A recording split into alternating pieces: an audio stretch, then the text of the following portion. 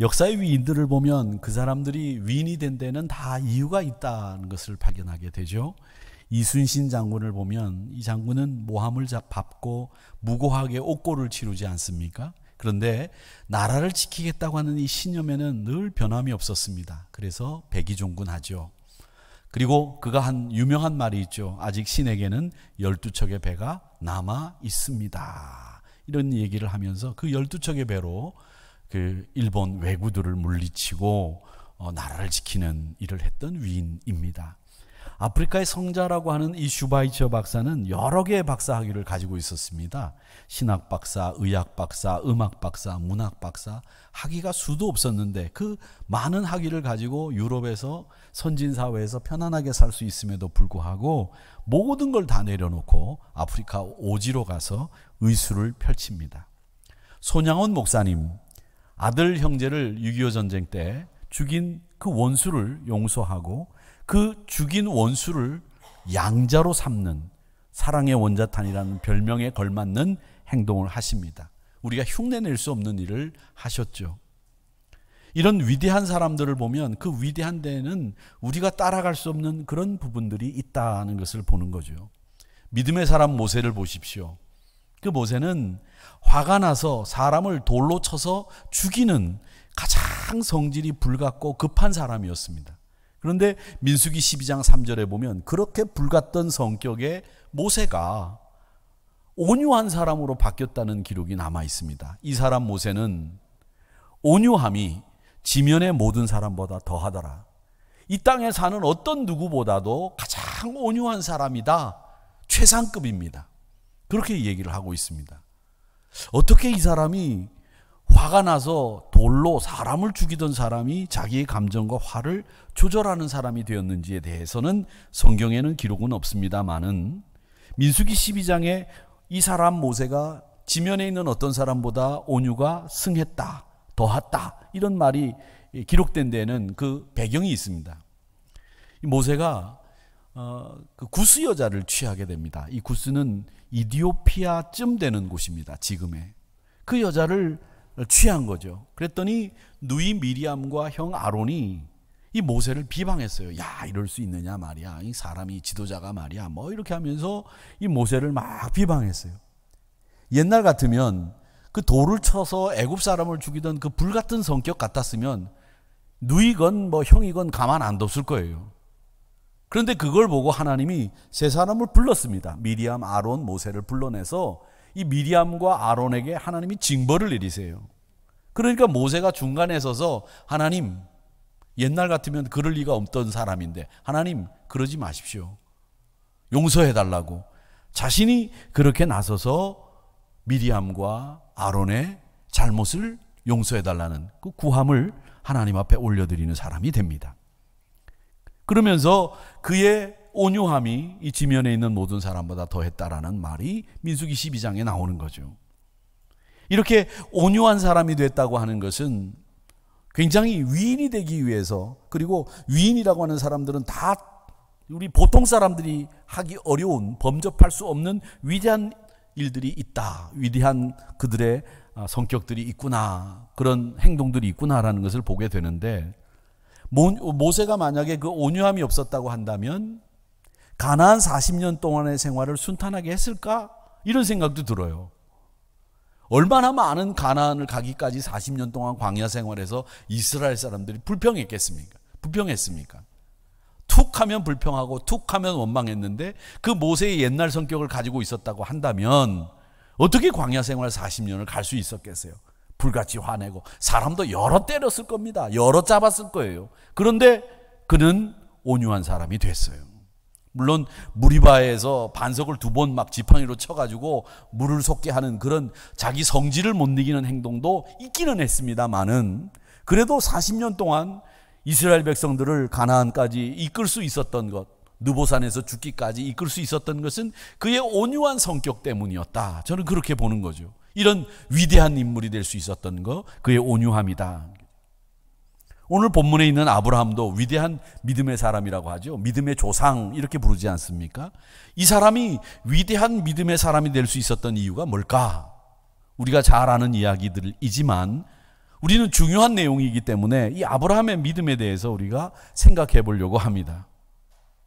제일 먼저 이 아브라함이 위대할 수 있었던 이유 중에 하나는 떠날 수 있는 용기가 있었다는 거예요.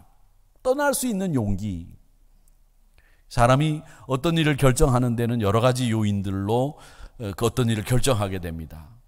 제일 먼저 일을 해야 될 거냐 말아야 될 거냐 결정을 할 때에 제일 먼저 따지는 건 유불리, 수익, 손익 이런 걸 계산하게 되죠. 이걸 했을 때에 나에게 어떤 유익이 있을까, 이익이 있을까, 이런 수익성을 따지는 거죠. 어쨌든 무슨 일을 하든지 간에.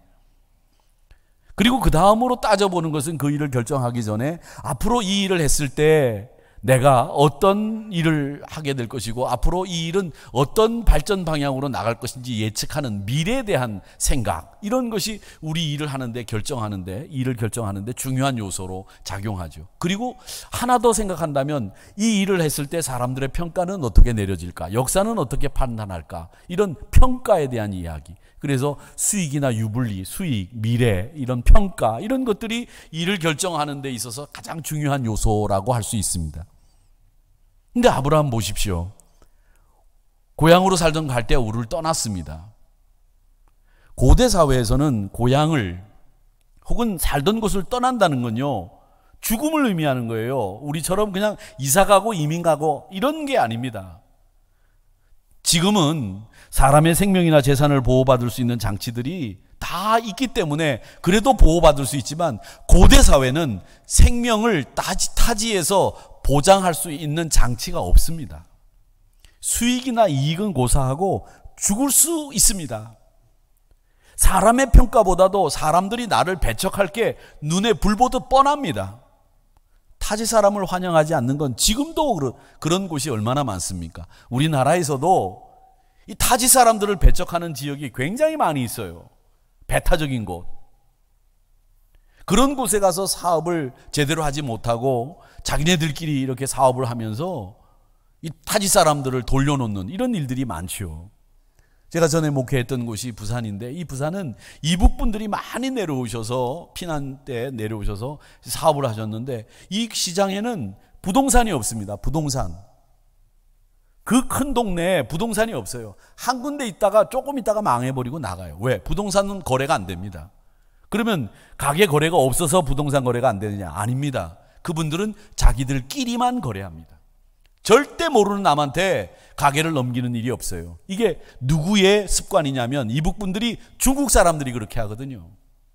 중국 사람들은 모르는 사람에게 집을 팔거나 가게를 잘 안 팝니다. 그래서 어느 세계 어디를 가더라도 차이나타운이 딱 만들어지면 그 차이나타운은 영원히 안 없어지는 거예요.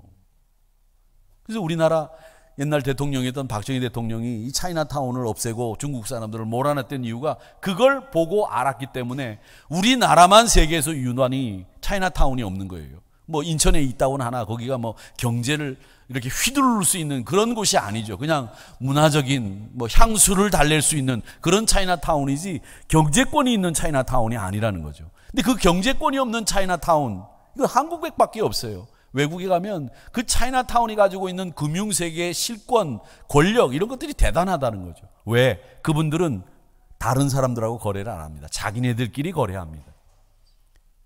배척하는 거죠. 철저하게 자기들끼리의 이익을 위해서라면 다른 사람들을 배척하고 따돌리는 거예요. 근데 지금도 그런데 고대 사회는 더할 나위 없이 그렇게 자기들끼리만 살기 때문에 타지에서 그곳에 들어가서 산다? 그건 망하는 거예요. 그건 죽는 거예요. 그런데 간 거죠. 아브라함이 떠난 겁니다. 근데 그 아브라함이 떠났는데 어떻게 떠났느냐? 창세기 12장 4절에 보니까 이에 아브라함이 여호와의 말씀을 따라갔고 이렇게 되어 있습니다. 여기서 말씀을 따라갔고가 가장 중요한 포인트입니다. 아브라함은 자신의 손에 쥐고 있는 것보다 하나님의 약속을 더 확실하게 믿었습니다. 가야 할 땅이 어디인지 몰랐죠. 복은 맛은커녕 구경도 못했습니다. 단지 여호와의 말씀이었기 때문에 믿고 그 약속 하나 붙들고 75이라고 하는 나이에 모든 걸 내려놓고 떠났어요. 이게 믿음의 핵심 포인트입니다. 그가 위대한 첫 번째 이유가 바로 그거예요. 여러분, 야, 그거 나도 할 수 있다? 여러분, 듣기에는 지금 그것을 할 수 있다고 생각하지만 이 결단을 내리기가 나이가 들면 들수록 더 어려워지는 거예요. 그런데도 그는 갔다고 하는 것은, 그것도 말씀을 따라 갔다는 것은 대단히 위대한 점이다. 하나님은 저는 이런 생각합니다. 종종 우리에게 이런 요구를 하신다고 생각해요. 너 눈에 보이는 것보다 눈에 보이지 않는 약속의 말씀을 주고 그 말씀을 믿을 수 있느냐? 이걸 우리에게 요구하고 있다고 저는 생각합니다. 너 내 약속만 믿고 따라올 수 있느냐? 이렇게 우리에게 요구하고 있다고 생각합니다. 우리는 어떻습니까? 믿지 못합니다. 그리고 주님 앞에 이렇게 얘기하죠. 주여, 보여주세요. 얻게 해주세요. 경험하게 해주세요. 그렇지 않으면 못 믿겠습니다. 저도 그랬으니까요. 모태신앙이었던 친구들이 항상 사춘기가 되면 반항하고, 내 신앙이 정말 이거 제대로 된 신앙이냐? 그럴 때 하나님 앞에 기도했습니다. 하나님, 제 귀에 하나님이 한 말씀만 해주시면 제가 평생 하나님 믿고 의지하고 살겠습니다. 들려주세요! 그렇게 얘기했거든요. 이게 우리가 가지고 있는 모습이에요. 신앙생활 한 모습. 믿음에 대해서 여러분 오해하지 말아야 될 것이 있습니다. 믿음의 주체는 여러분이 아니에요. 내가 아니에요. 믿음의 주체를 나인 것처럼 생각하시는 분들이 올바른 믿음을 가지질 못해요. 야, 내가 옛날에는 믿음을 좀 잘 믿었고 믿음 생활을 잘 했는데 요즘엔 믿음이 영 시원찮어. 여러분이 믿음의 주인이라고 생각하기 때문에 그런 생각하시는 거예요.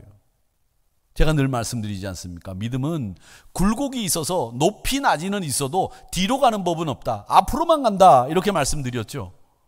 믿음은 앞으로만 갑니다. 침륜에 빠지거나 뒤로 물러서고 후퇴하는 법이 없이 앞으로 갑니다. 어쨌든 여러분의 믿음이 예전보다 굴곡은 있을런지는 몰라요. 높낮이가 있을런지는 모르지만 옛날보다 훨씬 더 좋은 믿음으로 앞으로 전진해 오셨어요. 그런데 우리는 그 믿음을 우리의 것이라고 생각하고 있기 때문에 내가 믿음이 없다, 믿음이 있다 판단하시는 거죠. 그런데 믿음은 하나님의 선물입니다. 그렇기 때문에 믿음은 내가 주체가 아니고 하나님이 주체가 되셔서 나에게 주시는 거예요. 그걸 받을 수 있는 그릇만 준비하고 있으면 되는데 내가 믿음을 튼튼하게 만들어 보겠다, 내가 믿음을 공고하게 만들어 보겠다, 이런 결단들을 새해가 되면 하고 이런 결단들을 한다는 거죠. 여러분, 그렇게 하지 마세요. 그거보다 하나님이 주시는 이 믿음의 선물을 내가 받을 수 있는 깨끗한 그릇을 딱 준비하고 있다가 그 믿음을 여러분들이 받아들이면 되는 거예요. 선물이기 때문에.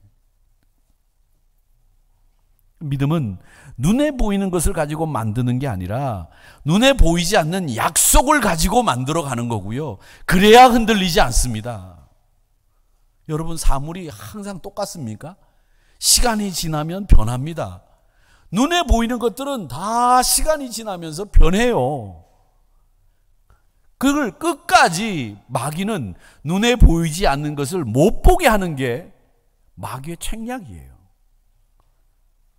아브라함이 복을 받았던 이유는 그는 눈에 보이는 것은 포기할 수 있었고 눈에 보이지 않는 것을, 즉 말씀을 따라갈 수 있었기 때문에 그는 버리기도 쉬웠고 아쉬울 것 없이 눈에 보이는 것을 포기했기 때문에 떠날 수 있었다는 거예요. 이 떠날 수 있는 용기가 바로 믿음이라고 하는 거죠.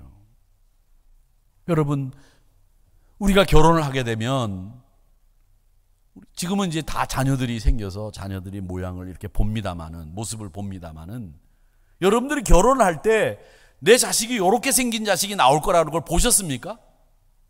안 보셨죠? 내가 자식이 생길 걸 믿어요. 내가 건강하고 아내가 건강하니까 자식이 생길 거다, 이런 걸 알아요. 믿어요. 그런데 이렇게 생긴 놈이 나올 줄 몰랐죠.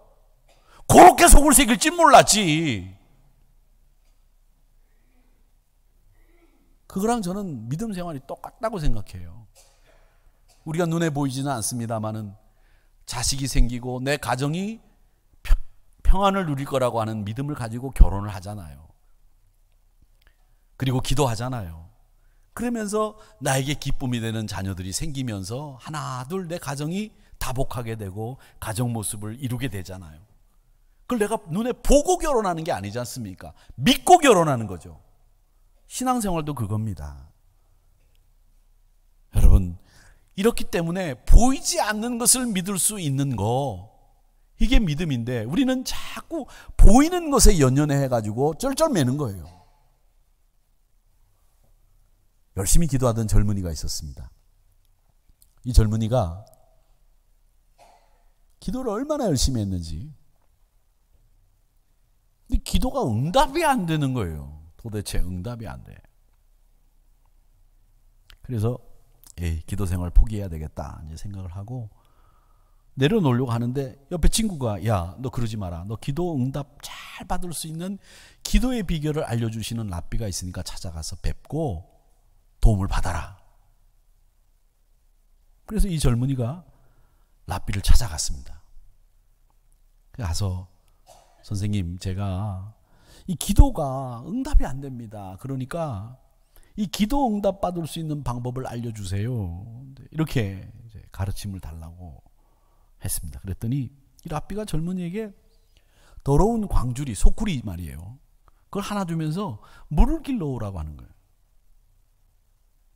이 친구가 이상스럽게 생각하면서도 랍비가 말씀을 하는 거니까 내가 해봐야 되겠다 해서 더러운 광주를 가지고, 소쿠리를 가지고 샘에 가서 물을 길러 왔습니다. 그런데 그 광주리라고 하는 게 물을 길러봤자 소용없지 않습니까? 물이 다 빠져버리잖아요. 근데도 계속 랍비는 물을 길러 오라고 했습니다. 젊은이가 계속 물을 길러 왔는데도 또 가라고 하니까 결국은 화가 났습니다. 아니, 내가 기도 응답을 가르쳐 달라고 말씀을 드렸지 제가 언제 물 떠오는 일을 가르쳐 달라고 했습니까? 왜 쓸데없는 일을 시킵니까? 그래서 광주리를 그냥 내팽개치고 화를 냈습니다.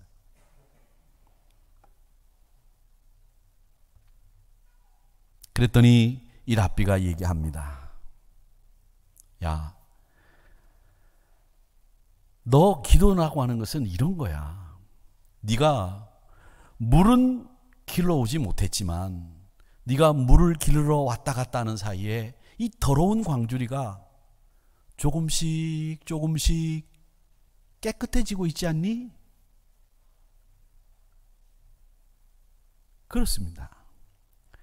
우리가 기도를 통해서 아무런 도움을 못 받는다고 생각할 수 있습니다. 눈에 보이는 거, 결과를 중요하게 생각하는 이 땅에서의 삶이 우리를 그렇게 만들었죠. 그런데 기도를 통해서 여러분들이 조금 더 성결해지고, 기도를 통해서 우리가 좀 더 거룩한 하나님 앞에 가까이 갈 수 있게 됐다면 여러분의 기도는 응답받은 거예요. 눈에 보이진 않지만 믿음의 기도를 통해서 우리가 주님 앞에 하나님께로 더 다가서고 있다고 한다면 그 기도는 응답받은 거죠. 그 기도가 능력 있는 기도가 된 거예요. 그런데 우리는 자꾸 기도를 하면서 우리 눈에 보이는 결과물을 달라고 하나님 앞에 기도하고 있단 말이에요. 제가 늘 말씀드리지 않습니까? 마귀는 눈에 보이는 것보다 눈에 보이지 않는 거, 그게 더 중요한데 눈에 보이지 않는 거는 없다고 생각하라고 자꾸 우리에게 쇠뇌해요.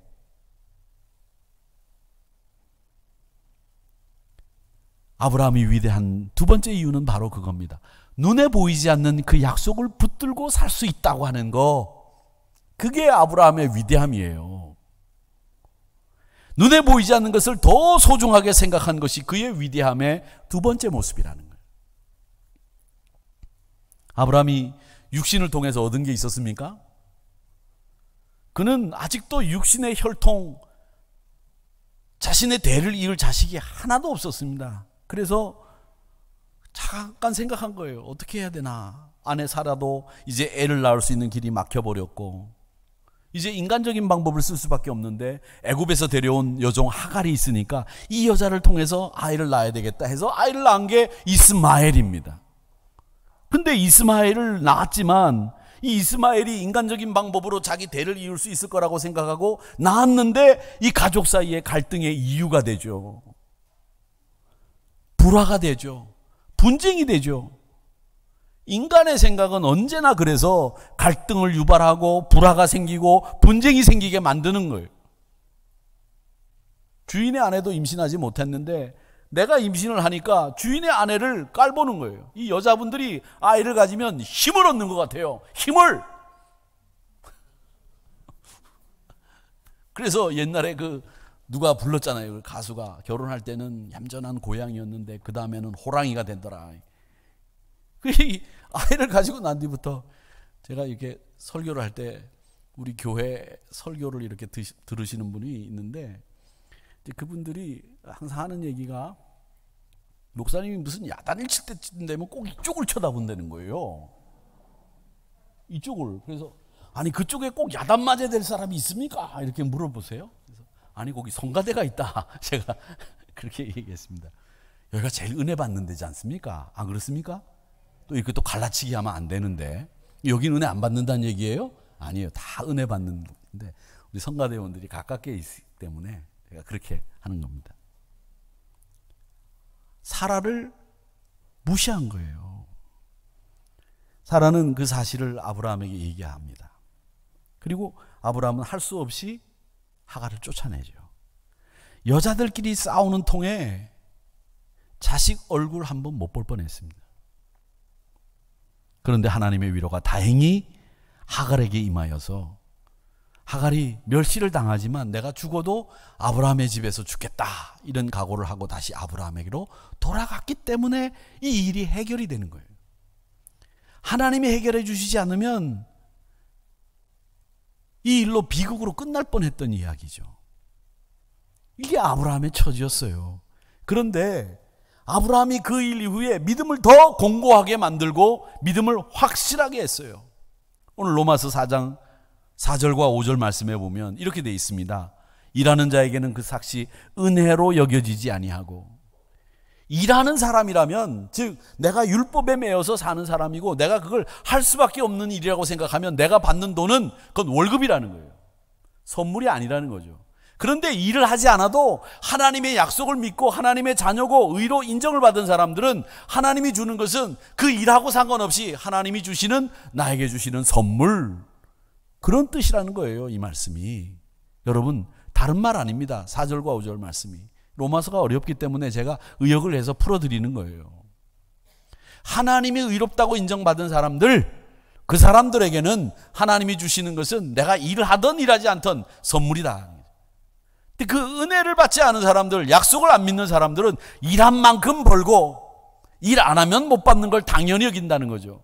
그런데 하나님의 자녀된 사람들은 일 안 해도 하나님이 주실 줄로 믿고 하나님의 약속을 믿는다면 그게 다 일한 것보다 훨씬 더 높은 가치를 누릴 수 있다는 거죠. 아브라함은 대를 이을 자식이 없을 때 하는 수 없이 자기의 신실한 종 엘리에셀에게 대를 이어야 되겠다, 그렇게 마음을 정했습니다. 그때 하나님이 도리가 없다고 생각하셨을 때 하나님이 아브라함을 찾아오시잖아요. 그리고는 데리고 나가서 하늘의 별을 쳐다보면서 야 무별을 봐라, 내 자손이 이와 같으리라 선언하십니다. 그런데 아브라함이 그 말씀을 추호도 의심 없이 그대로 믿었어요. 믿음은 그를 복의 주인공, 믿음의 조상이 되게 만든 거예요. 믿음으로 인간적인 방법을 떠나서 후사를 얻는 그 방법을 하나님 앞에 맡기고 하나님의 약속을 믿었을 때 그는 위대한 인물이 될 수 있었다는 거예요. 여러분 이게 별거 아니라고 생각합니다. 저는 그렇지 않다고 생각해요. 믿음은 생각처럼 쉬운 일이 아닙니다. 믿음을 선물로 받기가. 믿음을 가지고 사는 것이 세상에서 제일 어려운 일이에요. 왜? 우리 세상이 지금 다 못 믿게 하는 세상이기 때문이죠. 그런데 아브라함은 이 믿음을 확실하게 한 사람이라는 거예요. 그래서 아브라함이 위대한 사람이 될 수 있었던 겁니다. 제가 좋아하는 소설 중에 하나가 있습니다. 프랑스 작가 피에르 로티라는 사람이 있어요. 늙은 죄수의 사랑이라는 소설인데 여러분 읽어보셨는지 모르겠습니다. 제가 이걸 굉장히 오래전에 23살 때인가 그때 읽었던 책입니다. 내용이 이렇습니다. 늙은 죄수가 한 명 있었는데 이분이 무기수예요. 평생 이제 감옥에서 살다가 죽어야 되는 그런 처지인데, 가족들도 처음에는 이제 감옥에 처음 들어갔을 때는 이제 면회도 오고 친구들도 오다가 가족들도 세상을 떠나고 이제 친구들도 이제 시간이 지나면서 다 떨어져 나가서 면회 오는 사람도 없어요. 근데 어느 날 자기가 이제 밥을 먹고 난 뒤에 이제 이렇게 있는데 그 창가에 참새가 이렇게 날아와서 앉아서 놀다 가는 거예요. 거기에 뭐가 있었는지 그것도 뭘 주워 먹고 이렇게 가는 거예요. 그 다음부터는 자기가 이렇게 밥을 받으면 그 중에서 나이 들어서 이제 먹을 것도 다 먹지 못하니까 이렇게 떼가지고 그 참새 몫을 두는 겁니다.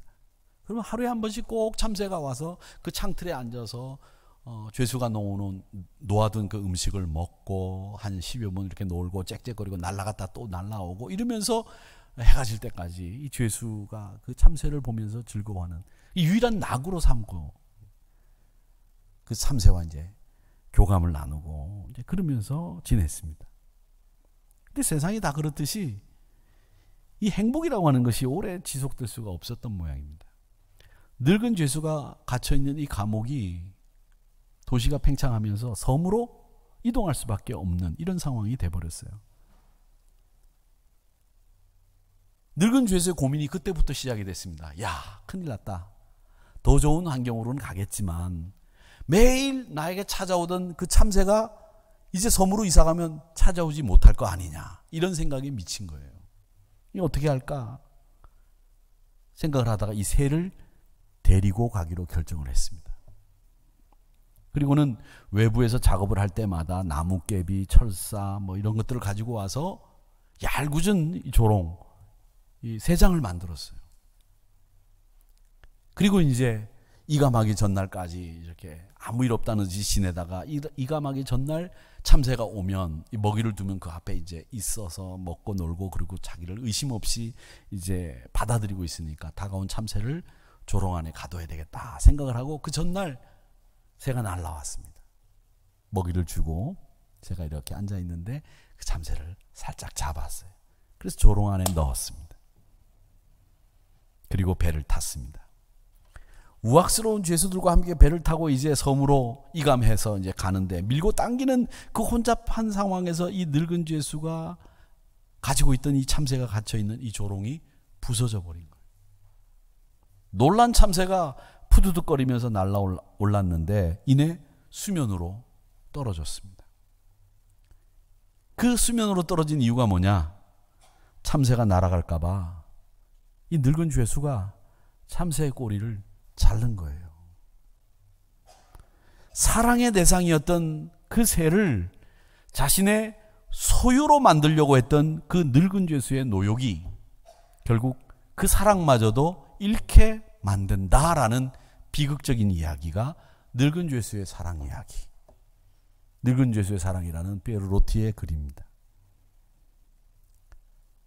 사랑의 대상이었던 참새를 소유로 만들려고 했던 그의 노욕이 결국 비극으로 끝났다, 이렇게도 해석할 수 있지만 또 다른 해석도 가능하죠. 날개가 있으면 네가 나를 버릴 것이고 나를 찾아오지 않을 거라고 하는 그 의심 때문에 새의 가장 중요한 날개를 꺾어서 새도 죽고 자신도 사랑을 잃어버리게 됐다는 얘기일 수도 있습니다. 여러분, 이렇게 우리 사회는 여기저기가 믿음보다는 불신의 사회예요. 믿지 않는 것이 우선입니다. 믿지 않고 시작해서 믿음을 갈 수 있도록 만들어가는 것, 이게 우리 사회의 구조예요. 처음부터 그 사람을 믿었다? 믿을 수 있는 근거가 있으면 믿어요. 그런데 처음부터 사람들은 믿지 않고 시작하는 거죠. 그러다가 시간이 지나면서 그를 겪어보고 난 뒤에 믿음을 갖고 신뢰를 가지면서 그 사람을 믿음의 사람이라고 평가하는데 그게 사회의 구조라는 거죠. 근데 우리 사회가 너무 많은 불신들로 점철이 되어 있습니다. 사회를 평가하는 것 중에 불신지수라는 게 있어요. 불신지수. 그게 뭐냐? 이 사회가 얼마만큼 믿고 운영되고 있는지, 믿지 않고 운영되고 있는지, 그 불신지수가 높을수록 건강하지 못하고 불신지수가 높을수록 이 사회는 들어가는 비용이 불신 때문에 많이 들어가는 거예요. 저는 그중에 가장 우리 한국 사회의 불신지수를 잘 나타내는 쓸데없는 불신 비용을 지출한 게 이 과속 단속 카메라라고 생각을 합니다. 60km로 달리기로 결정을 했으면 거기선 60km로 우리 국민들이 달릴 거야. 믿으면 이걸 카메라를 달 필요가 없는 거예요. 여기를 60km로 달리라고 해도 60km로 안 달리고 빨리 속도를 내니까 단속 카메라를 달아놓고서는 단속을 하는 거예요. 근데 이 카메라 값이 보통 값이겠습니까? 어마어마한 가격이죠. 물론 그 벌금으로 그 카메라 가격을 다 뽑았다고는 할 수는 있겠지만 이 불신 비용, 이 카메라를 설치하는 비용이 우리 한국 사회가 갖고 있는 이 불신 지출이에요. 그러니까 화가 나니까 거기서는 설금설금 가다가 그 다음엔 200km로 달리는 거죠. 안 그래요?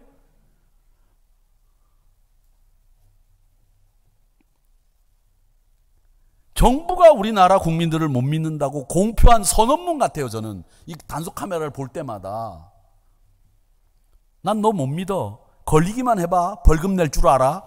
이 말을 지금 단속 카메라가 매일 하고 있는데 여러분은 지나다니면서 그냥 이렇게 속도만 줄이면 간다고 생각하시는지 모르겠는데 저는 그거 볼 때마다 기분이 확 나빠져요. 그래가지고 그냥 없는 데서는 그냥 달려야지 이런 생각이 막 더 드는 거예요.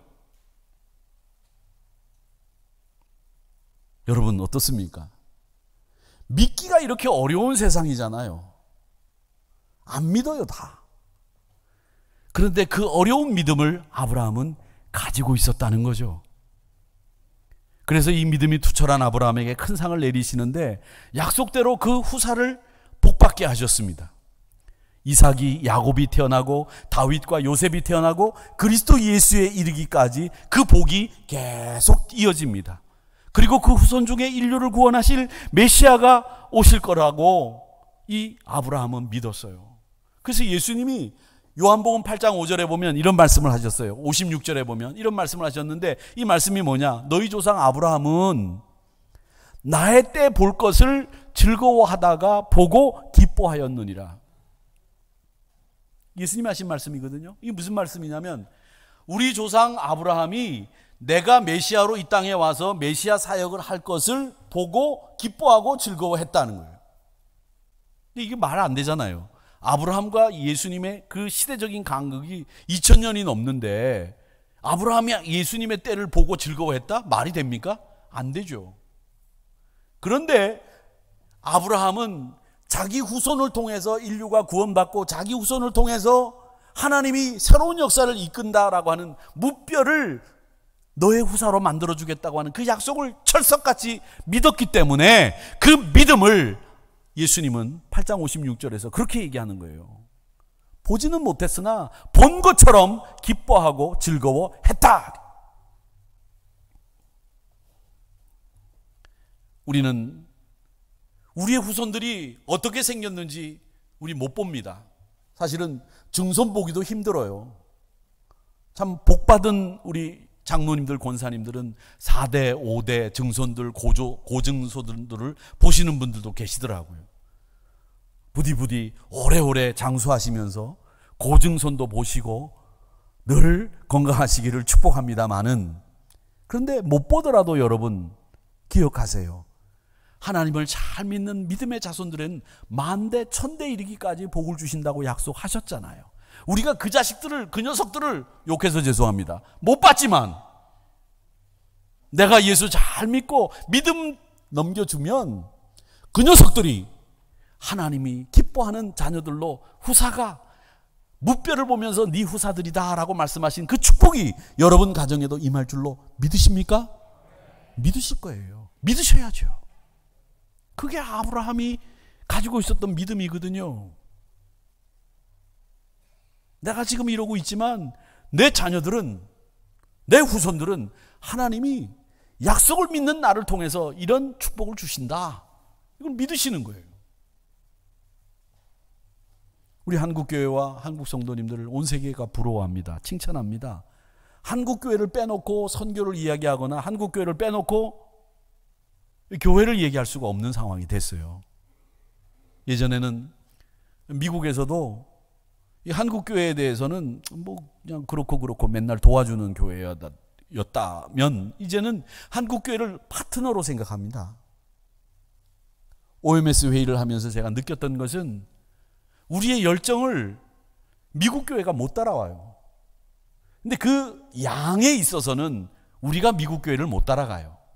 그러니까 우리의 열정과 그들의 양, 그리고 그들의 선교에 대한 스킬과 노하우, 이런 것들은 아직도 우리가 요원해요, 따라가기가. 그러니까 이런 것들을 잘 접목시켜서 우리가 세계 선교를 같이 합해서 협조한다면, 협력한다면 놀라운 시너지 효과들이 일어날 수 있을 거라고 생각을 합니다. 그런데 우리가 한국교회를 보면서 이 유래를 찾아보기 어려운 이 한국교회, 가난에 찌들고 주권까지 뺏기고 전쟁으로 인해서 정말 아무것도 없는 이 한국이 이렇게 발전하고 한국교회도 세계 선교를 감당할 수 있는 교회가 됐었던 이 이유가 뭘까? 이렇게 생각을 해보면 나는 그렇게 한국교회 한 일이 없는데 내가 무슨 일을 많이 했어? 대단해? 이렇게 생각하실 수 있을 거예요. 나는 그냥 교회에서 예배드리고 하라는 것만 했을 뿐인데 내가 한국교회가 이렇게 되는데 무슨 일조를 했을까? 이런 생각을 하실 수 있습니다, 여러분. 그런데 저는요, 행위가 아니라 믿음을 보시는 하나님께서 여러분들이 이 아브라함과 같이 조그마한 기도, 여러분이 지금 이 자리에 앉아서 예배를 드리면서 하나님 앞에 간절하게 기도했던 그 모습들, 이런 것들이 모여서 이 놀라운 결과물들이 나온 거라고 저는 믿습니다. 그러니까 여러분, 그래서 여러분의 신앙생활을 간과하지 마세요. 내가 예배드리고 온 것 때문에 한국교회가 이렇게 발전했다? 너무 과장 아니야? 목사님 너무 오버하시네? 생각할 수 있습니다. 그런데 여러분들의 그런 아름다운 모임과 기도들과 헌신들, 아름다운 씀씀이들이 이런 결과들을 만들어낸 거예요. 이건 오바가 아닙니다. 우리는 믿음으로 살고 믿음으로 죽는 사람들이죠. 아브라함의 믿음을 소유하는 여러분들이 되시기를 바랍니다. 눈에 보이는 것 때문에 연연해하지 마세요. 오늘 외우라고 하신 고린도후서 5장 7절의 말씀처럼 우리의 행동은 믿음으로 하는 거지 눈에 보이는 것으로 하는 게 아니에요. 사랑하는 성도 여러분, 믿음을 통해서 의롭다함을 얻었던, 그리고 하나님이 이 아브라함에게 믿음을 보시고 그를 의롭다고 인정하시고 그를 축복해 주셨던 것처럼 믿음의 주인공들이 되시기를 바랍니다.